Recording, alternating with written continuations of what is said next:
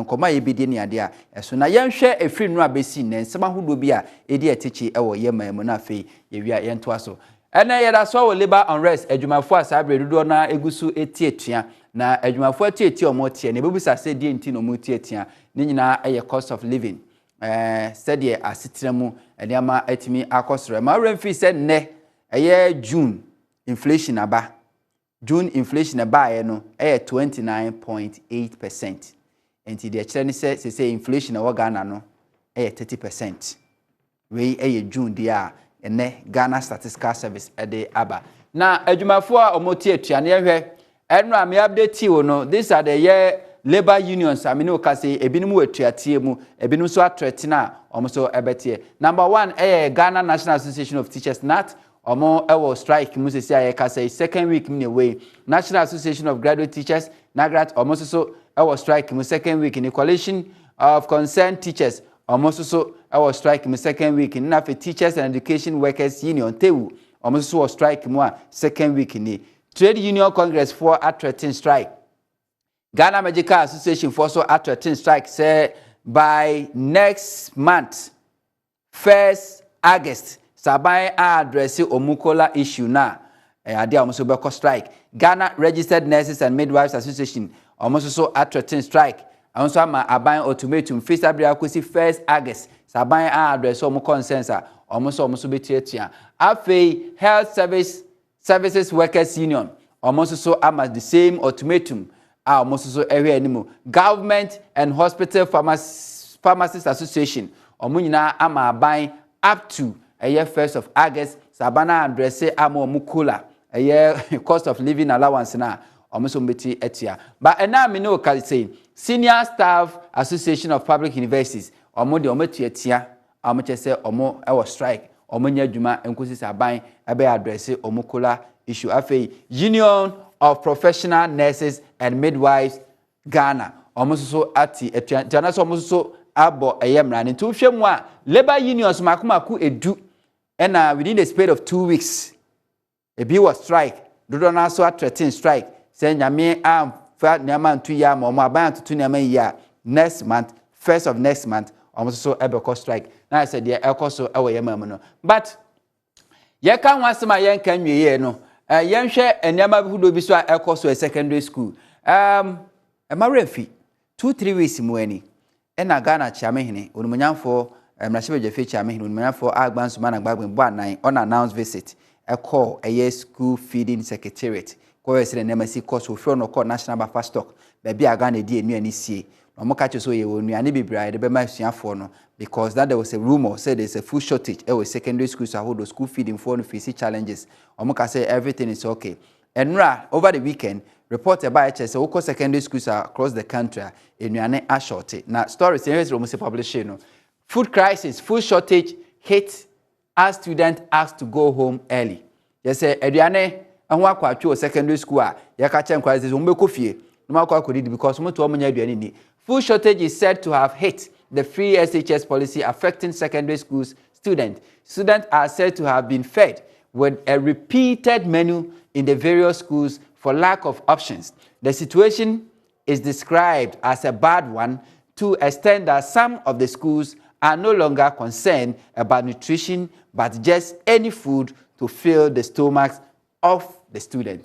Just so akwa se pinti bia da men secondary school no yema aduane sa keke o anopa be di beans ewie be kwakodi rice sa because there was nutrition there was ultimate many peduane ahodidi e but chese se de aduane ho akwa atwe nti no e se aduane ba ko na no mu di sa afedi enhwe nutrition na pomden na emum ye pe bibia de begu ye mu a pinti bia da men. That's the situation. Omo chese omo declare omo describe the situation say as bad a chese enya kra.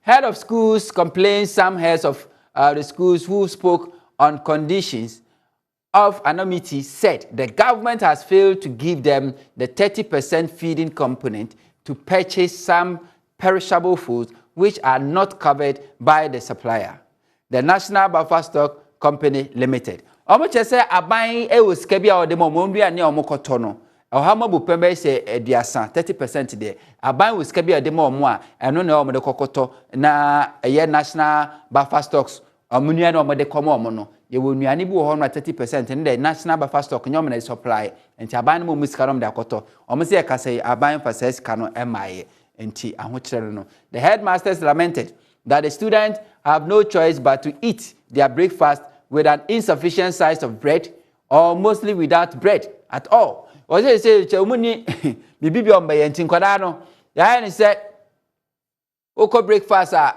wan kasa du brodo beba sometimes du baby kura na brodo no kura bi ni ho ti baby cocoa no baby bread ni say free without bread cocoa ni say without bread. As they added that while they cannot complain about this, they can also not help the student, and this makes them really sad. Wasi omuntimi nka ho asem because okakra na hwe emma na omuni mu abi so metimi dia bo amofra no omuhunu se eyare hosem pa ede emma omo.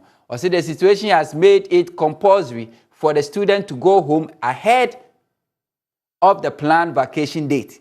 For this reason, the timetable for their end of term examination has also been changed.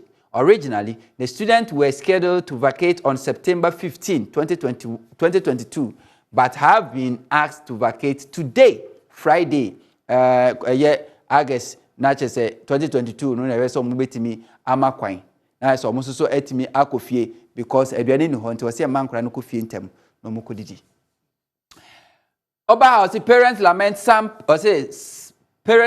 Some parents are reported to have said that the free SHS policy has brought them untold burdens much against their expectations. One of them said he has to send weekly money of 50 Ghana cedis to his daughter for her upkeep. Another said his daughter finishes her provisions for the term in a month because she largely depends on it. In all, the parents are happy to have their children return home to them. Now, we yen.com now publishes a story. Almost say our phone be say free SHS, you know, at the kapa na bromo. But come in the casa say now should be no sending 50 Ghana cedis in the money ba at the year of money. But because say or no top provisions ma but friend say term ni nyina sa 3-4 month terms ni nyina. But so me pepe na duane ni nyina sa. Because enwa no di na nopa enwa no di na wia edi na nwumenti 1 month na wa finish bibia na se o de ba na wa ofo ni age se ma nkra na ba fie ntem anye bi omu didi amofra na benya bi etumi edi. Another one,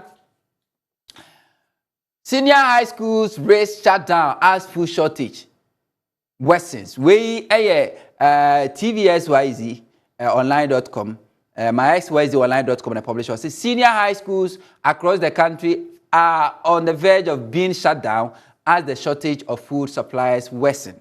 The Education Ministry had said food supplies will reach the school by Tuesday after the Upper West Regional Chapter of the Conference of Heads of Assisted Secondary Schools, CHAS, issued a 7-day ultimatum for the delivery to be made. Omo chese say school no kra de adu ni so omo bon tenesa he omo betum. Last week, ena mpanyimfo a omo da school secondary schools ya no omo ma aban na wotwe se aban hwe no amfa aduane ni sika na ma omo ebetutum. It has, however, emerged that government failed to see this promise through. In their defense, the Education Ministry's Public Relations Officer, Kwesi Kwatin, revealed that there have been challenges with the delivery.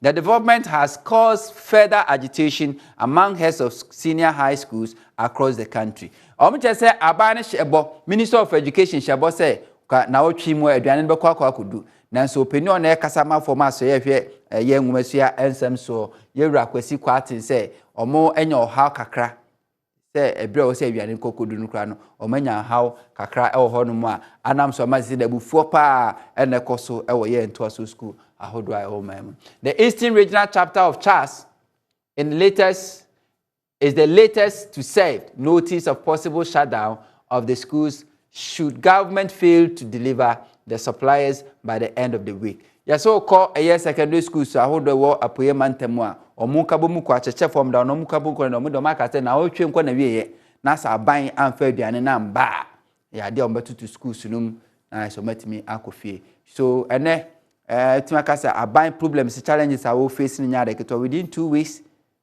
Labor unions 10, 4 hour strike, 5 hour strike dada.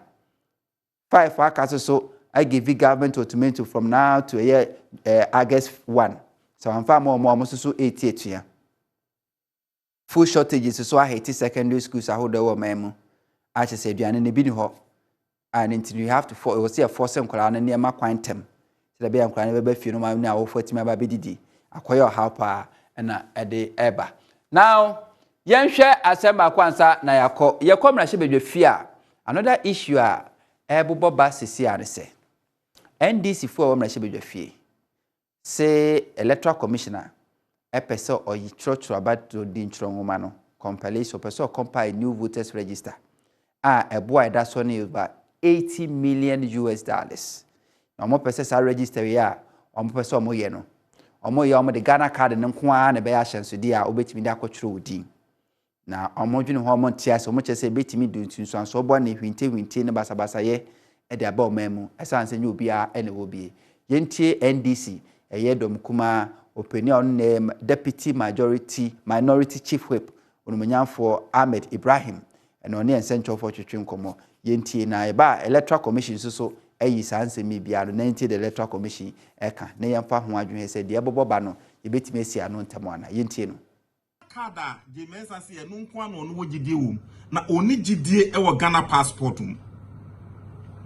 oba beyi before 2020 registration oba before the special budget committee o can say ohia sika 1.93 billion close to 2 billion and sana watinya compile sa register for ya oye editu 2020 abai enum krampo na oyi driver's license free eyi all voters ID card no e free on narrow no item qualification criteria no from 5 to 3 no nipa ngotwe na wo even think of the welfare of your district electoral officers, your watchmen, your workers at the electoral office. You can't think of that.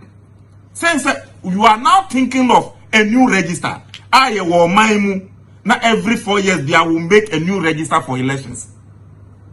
Aba, it is sikano. Sanyamia my oya ye ni ye fast kanenye.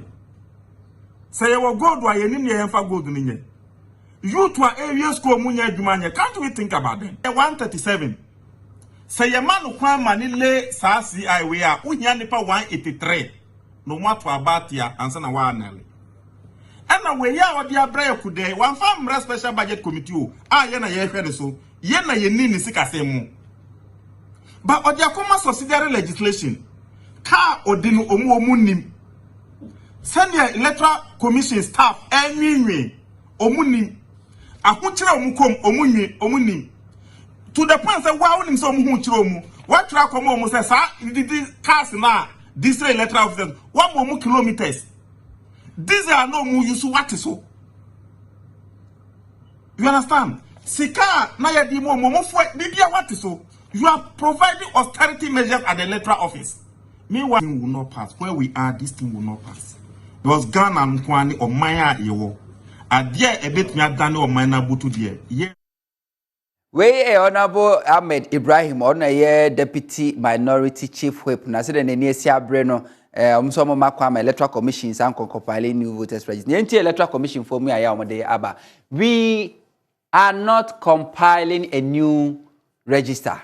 EC replies minority. Now, also the Electoral Commission of Ghana, EC, has dismissed allegation that it is compiling a new register for 2024 election with the use of the Ghana card as the only proof of document. Director of Election, Dr. Serebo Kweku, told press that told press that HCI is only to ensure that new voters register onto the old register with only their Ghana card. Dr. Yesreb Wanahwe Electoral Commission, Director of Election, and in Central Facas was say, and new voters register, and on by name, or more Philomena Fee, Mochia, Yabetro Mundin, and in the Oka, your Ghana card in a pet, and a Bejiash and dance in a true day at the Acoso. But minority fortune said the diabetes of Meshebe Fieno, and yes, I net here, or Muhun say a whole new voters register electoral commission person compile a bread and a bit to me actually you are trained with necessity be to me akoso but na meji medwana mpanyufo aba no yenko a year legon and senior staff workers omo adwuma ho no ma declare strike na yentie omo so de ntia omo declare strike ewi a ebetwe hu tawni aba ba mpanyufo besi nkunya na yatoa enkomotwetwe so. Engagement with government, we are expecting the president to speak, to make one-time pronouncement. Take your 20% and go home. We are announcing to you that we are demanding for cola. Government is dragging its feet. We met them yesterday. It was no show. Meanwhile, we've served notice on them that today, if we don't hear anything from them positive, we are going to lay down our tools. Yes. And as usual, they met us yesterday, the same crocodile tactics. Teaching staff, stay. Other working staff, excuse us. And this is serious. We don't even need.